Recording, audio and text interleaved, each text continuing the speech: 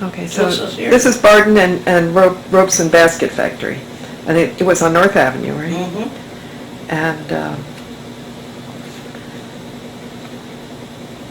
And although in the history book here it says Catherine Spencer wrote that it was closed in the early 1960s, that's not accurate because it was still going in 1971. Closed the 1st of October, yeah. And Floyd was kept on the payroll until May and February because he was the one that went back and overseen the selling of all the machinery and stuff. Okay. And they kept him on the payroll until then. And he had been working there since the... Over 40 years, it says here. Yeah. Well, and you met him there, you said? Yeah, I knew, that's why I knew him. But I met him because he went with a girlfriend of mine, Elsie Brown went with him. And I went with a fellow by the name of Herbie Scott. I got some pictures of him somewhere. And we used to go double date. So. And you met him while you were still in high school?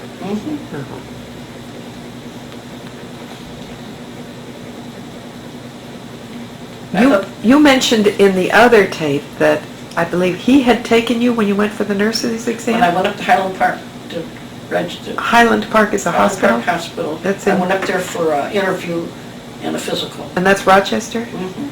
And you had graduated from high school? I just graduated in June. This was probably maybe July or August. And did you go by train? Well, no, he took me in a car. He had a car? He had a car. Yeah, like in July, must have been after July, we had a car. He always had a car, but in olden days, even doctors, they never drove their car from the 1st of January until the 1st of July. Okay. Then you bought a half-year's license on your car. Oh, okay. And drove it. So that's how you know it was July before you went up to the hospital? I went up there because he took me up and waited for me while I took the interview. And yes, then they said I could come back in September. Of course, I was working. I should have gone back. And you weren't engaged then, but you were talking about it. We just run around together. Yeah, but you were mentioning also when you got married that. Well, I wanted to get married. My mother got married April 29th, and that's the day I wanted to get married. My mother wouldn't let me. I was too young, she said. I was only 19, and you're too young to get married. So, I talked around. I'm a pretty good talker. You worked there. So now school for an hour and Saturday mornings. And Saturdays and summer vacation. And had to be 16 to work then in those days. She said 14, but in Barbara Alconero says you had to be 16. And I went and got a working permit and worked. They were a little less careful in the stores, but a big company like this had to be careful. And there was machinery. Machinery. Nobody could work around machinery unless you were 16. How close were you to those machines? You were putting baskets. Well, it shows you here where they braid. She's braiding, and the braiding tables run all along the windows, and the machines were in back of us where they made the baskets. So maybe you can hold that up, and I'll try zooming in. We'll see whether you had pictures of somebody braiding them. Yep, Lydia Clark Richardson, her name is. Okay. It's a heavy book. Yes, and it shows it all. It shows them making the rims and how they rolled the logs and peeled them off and like sheets like cloth. It was a very, if we used to bring a lot of kids up there to go through it, and it really was an interesting way. Like a school tour? See a pile of logs, and somebody cut them the right length, then they would put them in this vat, and I got a picture of the cooker, and cook them all night, and then the next morning when you came to work, you always wore gloves, and there was things that you hooked onto them. You never touched them with your hands, and they put them on these rollers, and it would peel off. Well, first they peeled off all the bark, and then they would put them on these rollers, and it would roll right on big sheets of, looked like cloth, big sheets of wood really, and then it was cut off the length that you wanted. Some for baskets. They did some for covers, and all different kinds. Electric machines?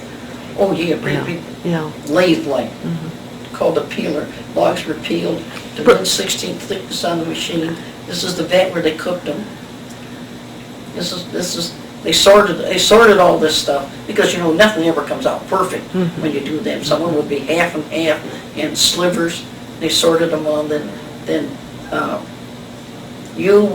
somebody, I can't get they put these on what would I call it? A thing that they put on an elevator and brought upstairs.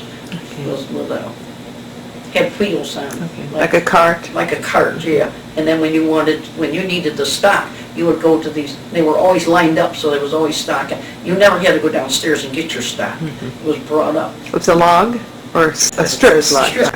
And this factory, where was it located? Right below the railroad track on North Avenue. Okay.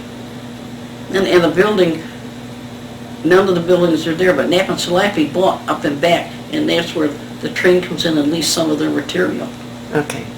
That's where the logs came in on the train.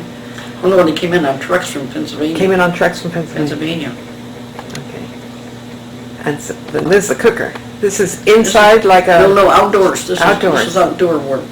Okay. And it was always fenced in so people couldn't fall into it, you know. Dogs would. The dogs would fall Yeah, in? people let their dogs run at night. And they got cooked? Oh yeah, they got killed. That was Oh dear, that's taking a dog out of there was a bad deal. If you really prized your dogs, you didn't send them down there. You didn't let them run at night. So there was a fence around it, but the dogs could get through? Dogs, always can get under fences. But people hardly ever crawl over fences. And that was boiling hot, you gotta remember. Yeah, it said they were cooked for, I can almost read it here, 36 hours in the hot boiling tank. Okay, let me turn that one. Okay, now that's... And that fellow's wife is in our building here, Howard Wood. The man standing up. That's Howard Wood. Howard Wood, yeah. That And was his job, because they have more than one now. But.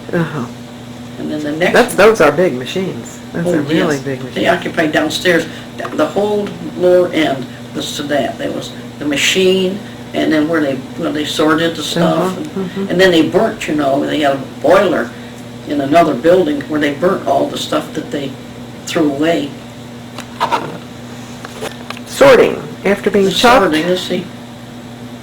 Now, is that a... That's a different, that would be sorting right here.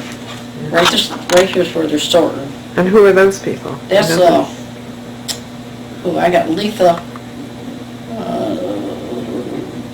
what is her name in here? To be done by men. There were women who The were able to do women this. did all the sorting. The women always did the sorting then? Yeah. And then, What was the pay difference? Were men paid a lot more than women? oh, this was hourly rate. This was piecework. When you braided, you did it And piecework. here's the piecework. But everything else was time work. Uh-huh. And of course, it wasn't very good wages, But men and women were the same? Oh, no, I think men got paid more than women, probably. Wasn't thought about, though? You didn't talk about it or consider But nobody said anything about wages, you earned what you got, and you spent it, or you learned to live on it. Yeah. It wasn't discussed, even in the union? There was no union here. Oh, no union No there? union Okay. there. Barden wouldn't let a union in the plant. Okay. Because they would come and try to talk to him. Mr. Barden wouldn't allow it. Because you'd have to pay more wages. Have to pay better wages. I guess that's the word I want to use. Yeah. So this is assembly. And this is That's where interesting. How is she braided doing this? the bush. And right in the corner, you can see it where it's all done. Okay. And you put them on cart. When you got 5 dozens, they punched your card, and then they went to the bushel machine. I don't know if if they took any pictures of the bushel machine. What is over on the left there? They made rims, right there. They made rims for the bushel basket. See, you would put a rim on it first. You had the form, then you put this on, and you push the thing, and the form go in and go around the bushel. And while it was running, they had all these hooks. There was another hook to put, 2 hooks put on, and the machine would staple them all in, And then here... And that's men again. Men are because Men, you've got to... it was run by hand. Well, I mean, you pushed it in, and then automatically it went, went around and did the stapling or the nailing, whatever. They're they working do. on the bigger machines, Bigger and the machines. heavier work is being done Yeah. by men. And then this one, this is, and they always put a handle on them. I see the basket now. Yeah, you can see it really clearly. See the basket, Yeah, in yeah. this picture. That's for the handle. And up here was where this was the chopper. Well, we probably should have had that down there. This is where they chopped the stock for the length that they wanted. Okay.